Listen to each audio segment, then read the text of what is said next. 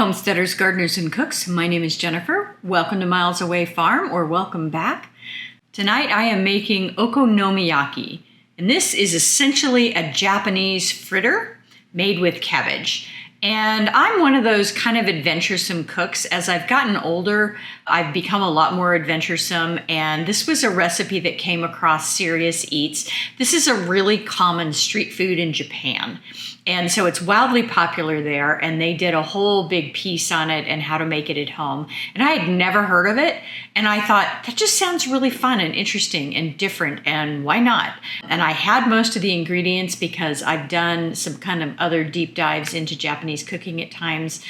And so I had most of what was needed. I ordered a couple of things on Amazon, and I just thought it was fun. They're really delicious, but the key to this is you could make this essentially with the eggs, the flour, and the cabbage, and then just riff on the other flavors that are in there. It doesn't have to be Japanese. The way it's made in the Japanese culture, it uses quite a bit of bonito flakes. Bonito flakes are basically a type of dried tuna, and so it does have a distinct kind of the sea flavor. And then it also has dashi, and dashi is basically the mother stock of Japan, and dashi is made with seaweed and bonito flakes, and so it also gets some kind of umami and fish flavor from that. And so it definitely has a very Asian flavor, but you could leave that stuff out and just do a cabbage fritter and then, put whatever you wanted on it. And so it just kind of opens up a whole new world. The cabbage that went into this recipe, it is the 10th of April, and the cabbage that's in this recipe, I harvested from my garden probably in September. So this cabbage has been in cold storage for a very long time. They are definitely getting to the point where they're pretty much at their sell-by date. And so I really need to use them up. And this is one of my favorite ways to use cabbage. The other thing that's optional in this, but I would not skip it, the original recipe calls for pork belly. And I generally substitute bacon. Pork belly is just uncured, unsmoked bacon. So it's the part of the pig where you get the bacon from when you cure it. And so it's a big, fatty, lovely, delicious piece of meat. And I just substitute bacon instead. In this particular recipe, I'm actually using some tasso ham that I made just because it was in my fridge. I had thought it out for a different purpose, and I had some left over, and so I threw that in there instead. But there's something about that combination of the cabbage, which is just soft and pretty mild. It doesn't have a super strong flavor. And then everything about it, you cook it for about 20 minutes so it gets pretty soft. And then that crispy, smoky flavor of that bacon. And then adding in the pickled ginger on top, along with the scallion and the little bit of Kewpie mayo and a little bit of barbecue sauce.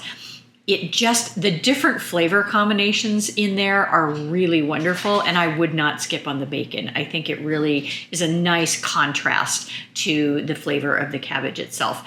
So, okonomiyaki, Japanese street food, Japanese cabbage fritter. Let's get started.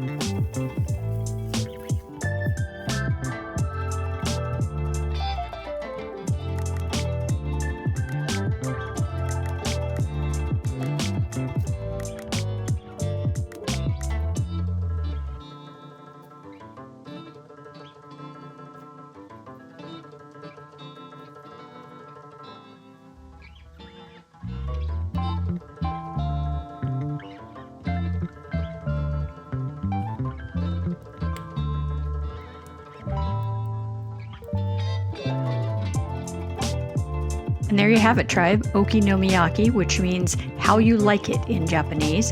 This is a recipe that has infinite variation, and so don't feel like you have to go buy special ingredients for it. Just make it your own. Absolutely delicious and a great way to use up inexpensive cabbage.